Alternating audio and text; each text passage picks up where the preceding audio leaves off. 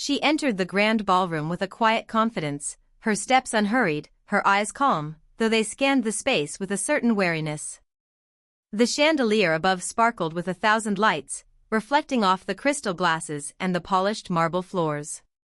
The guests were draped in designer gowns and tailored suits, their laughter ringing across the room like polished silver. Yet, despite the opulence surrounding her, she moved with the same grace she would have if she were walking down an ordinary street. To her, the grandeur was not intimidating, it was simply a different kind of scenery. But to others, especially those who judged worth by labels and names, she did not belong. It started as a few curious glances from across the room, the kind of look people give when they notice someone who doesn't fit their silent checklist of who is worthy to be there. Then the whispers began. Soft at first, passing from one person to another like smoke curling through the air. They noticed her simple dress, elegant in its own way, but clearly not from any of the well-known luxury houses.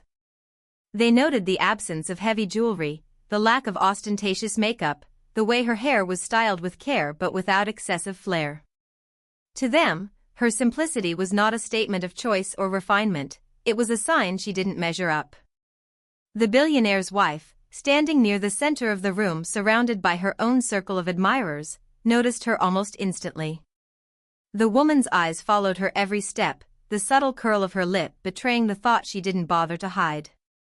There was a certain performance in the way she glanced at her friends, tilting her head ever so slightly toward the newcomer. A ripple of quiet laughter spread through the small cluster, accompanied by not-so-discreet murmurs. The sound was not loud enough to disrupt the event, but it was sharp enough to sting anyone within earshot. She overheard a few fragments. Where did she find that dress? Is she someone's assistant? Did she come in through the side entrance? The questions were half-jokes, designed to amuse, but they carried the weight of condescension. They didn't just see a woman, they saw a narrative they thought they already knew. A simple woman among the elite must have stumbled into the wrong world, or been brought there by accident. The mockery grew bolder when she walked past the group. The billionaire's wife smiled in that overly sweet way people do when they want to mask insult as politeness. She complimented her dress, the words dipped in sugar but laced with venom, the kind of tone that made the compliment sound like a gentle slap. Her friends giggled again, the sound now more pronounced, more deliberate. The intent was clear, to make her feel small, to remind her that no matter how she carried herself, in their eyes she would never be their equal. Yet, what struck the onlookers most was her reaction, or rather, her lack of the reaction they expected. She didn't shrink away, didn't glare back, didn't even flinch. Instead, she met the billionaire's wife's eyes and smiled, a smile that was neither forced nor defensive. It was the kind of smile that could only come from someone who had long stopped measuring her worth by the approval of people who thrived on comparison. Still, the whispers continued to follow her like a shadow as she moved through the room. Conversations paused briefly when she passed, then resumed with a tone that was just a touch too playful, as if she were the night's unspoken entertainment. The clinking of glasses punctuated the low hum of judgment. Some people glanced away, uncomfortable with the cruelty, but most chose to join in silently, not with words, but with smirks and sidelong looks. The billionaire's wife, sensing that her little performance was drawing attention, decided to push the mockery further. When the woman stopped near the buffet, admiring the floral arrangements, the wife approached her again, this time with a louder voice so more guests could hear. She asked if she was enjoying her first gala, her tone dripping with the false warmth that everyone recognized as ridicule. The laughter that followed was softer this time, but more cutting, because it was collective. They weren't just mocking her presence, they were mocking the idea that she could possibly belong here. And yet, through it all, she remained composed, as though their words and laughter simply slid off her like water off glass. There was no defensiveness in her posture, no bitterness in her expression. It was this quiet, unshakable poise that made a few guests begin to wonder if perhaps they had underestimated her, but for the moment, the mockery continued, feeding off the assumption that she was powerless to change the dynamic in the room. Long before that night in the ballroom, their paths had crossed in ways most people in that glittering crowd could never have imagined. Her life had not been one of wealth or privilege, but it was far from empty. She had worked quietly, diligently, building a life for herself through persistence and self-respect. Years ago, when the billionaire was just a rising name in the business world, he had been far from the untouchable figure people now saw. Back then, his world was smaller, his circle tighter, and in that smaller world, she had been someone who left a mark he would never forget. It had been in a modest cafe on the edge of the city, the kind of place where the chairs were mismatched and the smell of fresh coffee filled the air. He had been there often, working over papers, taking calls, and ordering the same black coffee every morning. She was not a customer then, she was the one serving tables, moving from one end of the cafe to the other with an efficiency that made her seem almost invisible to most patrons. But he noticed her, not in the way that others might, but in the small, quiet details. The way she remembered the names of regulars without needing to write them down. The way she offered kindness without expectation. One day, when he had been short on patience after a disastrous meeting, she had brought him his coffee with a simple remark that made him pause. Bad days don't last forever. You just have to outlast them. It was not profound in the eyes of the world, but it struck him deeply. He had been surrounded by people who measured worth by deals closed and profits earned, but here was someone who measured value differently. That conversation had been brief, yet it had stayed with him. Over time, they spoke more often, sometimes about nothing in particular, sometimes about dreams they didn't fully share with others. She had seen him on difficult days and victorious days alike, and in those early encounters, she treated him the same no matter which it was. She never asked for favors, never acted impressed simply because of who he was becoming. It was this steady presence, this lack of pretension, that drew him in. Before long, she had become a quiet anchor during a period of his life when everything else seemed to be in motion.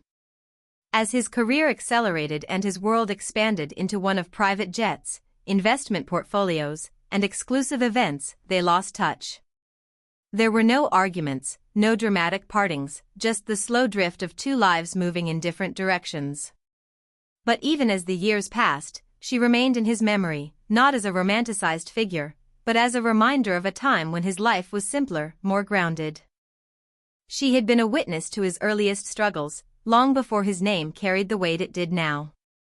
What the guests in the ballroom that night could not have known was that she had been there at a turning point in his journey, a time when her encouragement, though small in the moment, had been the spark he needed to keep pushing forward. It was not about money or influence, it was about the way she made him believe, if only for a moment, that he could endure whatever challenge lay ahead. And in her own life, she had continued to move forward. She had taken on challenges without broadcasting her victories. Her path was not marked by luxury or headlines, but it was rich in experience, in lessons learned, in strength quietly earned. She had seen enough of the world to understand how people's judgments often said more about them than about the person they judged. When she walked into that ballroom, she carried all of this history with her, though she had no need to announce it. To those who looked only at her dress or her jewelry, she was just another outsider in a world of wealth. To him, she was a reminder of who he had once been, and perhaps, who he still was beneath the layers of power and success. The billionaire's wife, of course, knew none of this. To her, the woman was an interloper, a curiosity at best and an inconvenience at worst. But to the man who stood at the center of the evening's attention, the sight of her stirred something different entirely.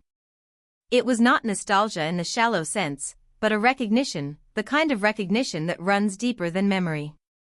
The kind that ties the present to the past in ways words cannot fully explain.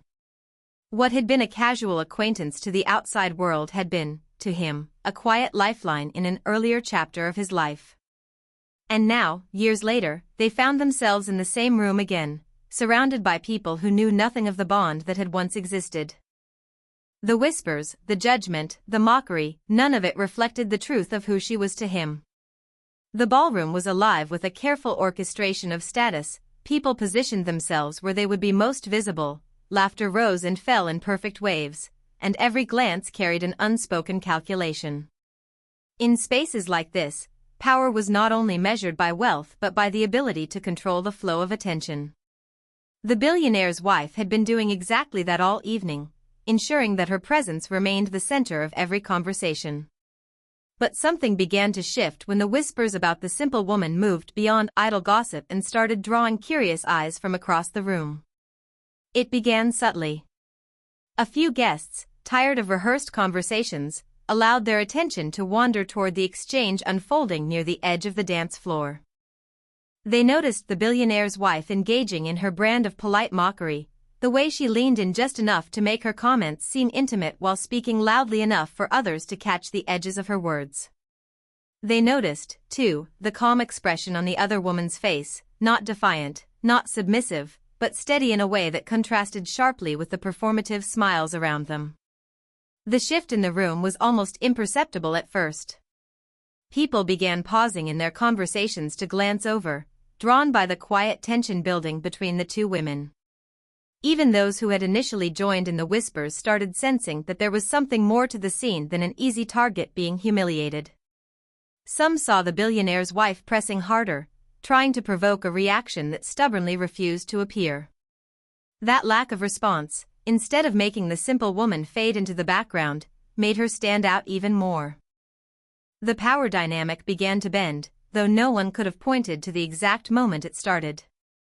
It might have been when one of the senior guests, a man whose opinion carried weight, tilted his head in quiet observation, his expression unreadable. It might have been when two younger women, dressed in gowns worth more than a year's rent in most neighborhoods, whispered to each other not about her dress, but about how she hadn't flinched once. Or perhaps it was when the billionaire himself, from across the room, broke away from a conversation mid-sentence to glance in their direction. The wife noticed these small fractures in her control. She tried to pull the attention back toward herself with louder laughter and exaggerated gestures, but her audience's interest had already started to waver. In a space built on social theater, the script was shifting in a way she hadn't anticipated. People were no longer just watching her, they were watching them, the unspoken duel of presence and restraint. The woman, for her part, made no effort to take the spotlight. She moved through the room slowly, greeting people with quiet politeness, never lingering long enough to seem desperate for conversation. She was neither trying to compete with the wife nor avoid her. It was this unshakable balance, this refusal to play by the unspoken rules of the room, that began to draw people in. Without intending to, she was pulling the gravitational center of the evening away from its host. By the time the music shifted to a softer melody, the atmosphere had changed entirely. Guests who had once been content to laugh at the wife's jabs now looked at her differently, not openly disapproving, but no longer eager to join her in the performance. More than one person found themselves seeking an introduction to the simple woman, curious to know why she seemed unaffected by what would have crushed the confidence of many others in her position. The wife, sensing this erosion of control, began to act more urgently. She drew the woman into direct conversation again, this time asking questions that seemed friendly on the surface but were designed to corner her, inquiries about where she had bought her dress, about her background, about what brought her to such an event. The underlying message was clear: she didn't belong. But now, the room was not so quick to agree. A few raised eyebrows, a few exchanged glances, and suddenly the mockery felt less like entertainment and more like discomfort. The subtle redistribution of power in the room was not the result of loud declarations or dramatic gestures. It was the product of quiet composure meeting overconfidence, of a presence that needed no validation standing against one built entirely on it. What had started as an evening where the billionaire's wife controlled the narrative had turned into one where her attempts at dominance only highlighted her own insecurity. The more she tried to diminish the other woman, the more she illuminated her instead. And though no formal announcement had been made, everyone in that space could feel it: the focus, the energy, the undercurrent of the evening had shifted. Conversations began to bend toward her presence, and even those who didn't yet know her name spoke of her as if she were the most intriguing element in the room. The unspoken hierarchy was changing, one subtle glance at a time, and the balance of the night no longer belonged solely to the one who had entered believing she owned it. He had been speaking with a small group near the far side of the room when his gaze settled on the scene unfolding between his wife and the woman she had been quietly mocking all evening. At first, he simply observed, his expression neutral, though those who knew him well might have recognized the slight narrowing of his eyes, a sign that he was not just noticing, but assessing. In his world, control was everything, and he could see that the balance of the room had begun to tilt in an unusual way. People were watching, not the deals being made or the alliances being strengthened, but the subtle tension surrounding two women at the center of an unscripted moment. He excused himself from the conversation without ceremony, stepping away as though drawn by an invisible thread. As he crossed the room, heads turned, and the low hum of conversation shifted around him. His presence had that effect, not because he demanded it, but because it was impossible to ignore when he chose to move with purpose. The wife noticed his approach before the woman did, her smile tightening into something carefully curated. When he reached them, he did not immediately address his wife. Instead, his eyes met the other woman's, and there was a flicker of recognition that did not go unnoticed by the guests standing nearby.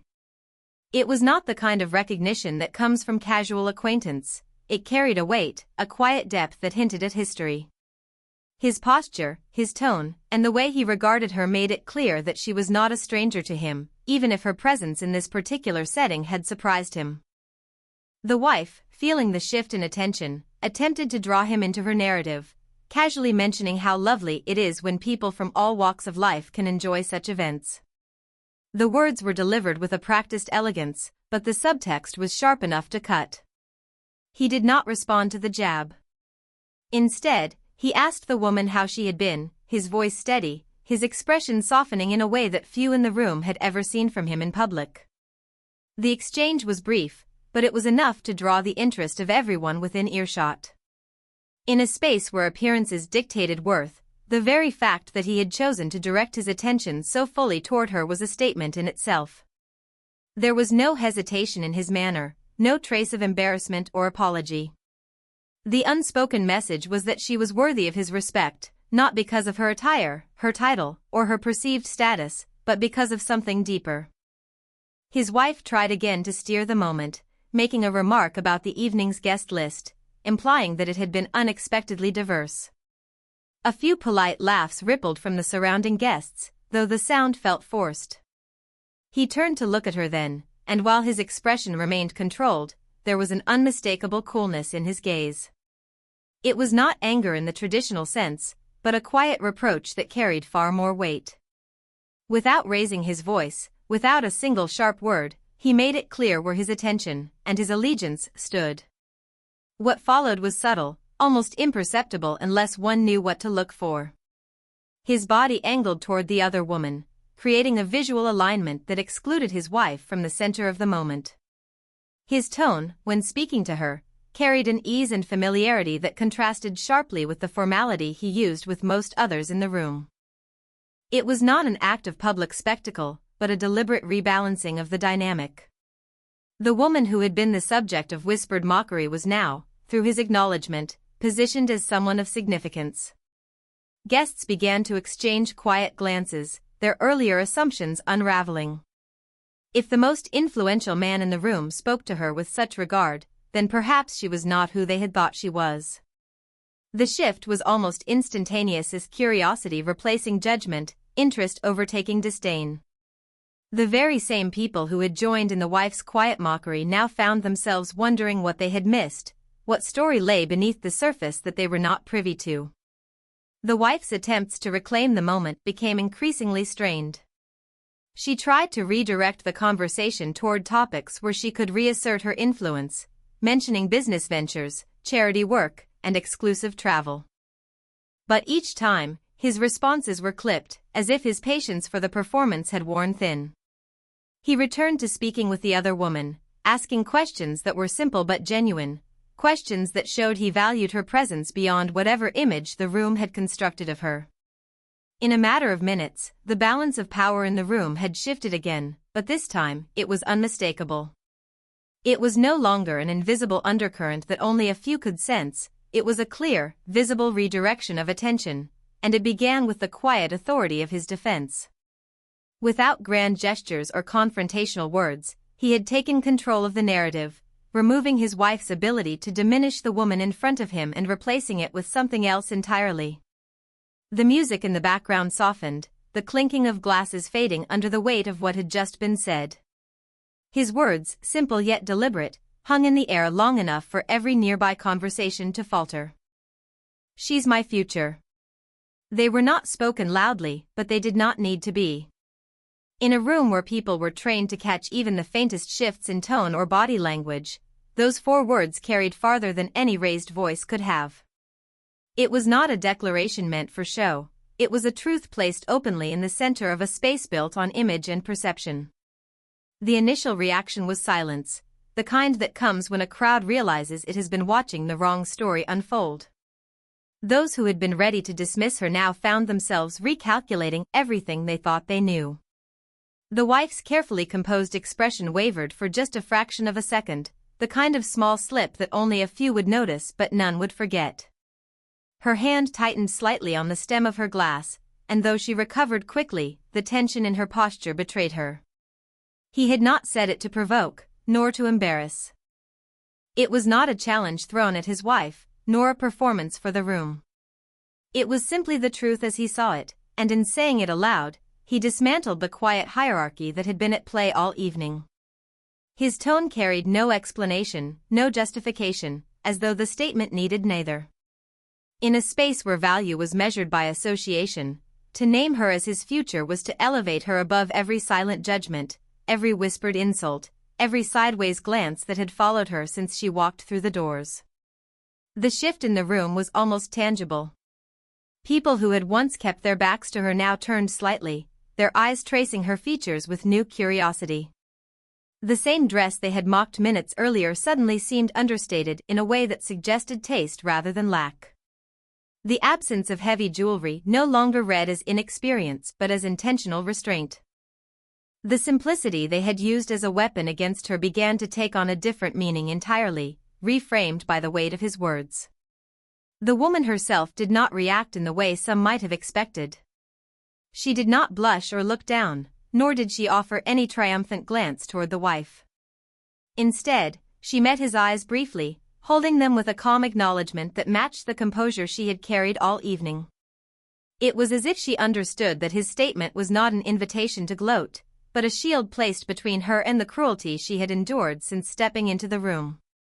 For those watching closely, it was not just the words that changed the air in the room, but the way he stood after speaking them. His stance was relaxed, but there was an undeniable authority in the way he positioned himself beside her, subtly aligning their presence. He did not move closer to his wife or attempt to smooth over the tension his declaration had caused. The message was clear, he was not retreating from what he had said, and there was no space for misinterpretation. The wife attempted to regain control through humor, letting out a light laugh that she hoped would dismiss the moment as a harmless comment. But the sound rang hollow, and the room did not follow her lead. Conversations resumed, but they were different now, laced with quiet speculation. People began asking discreet questions, who she was, how they had met, what her background might be.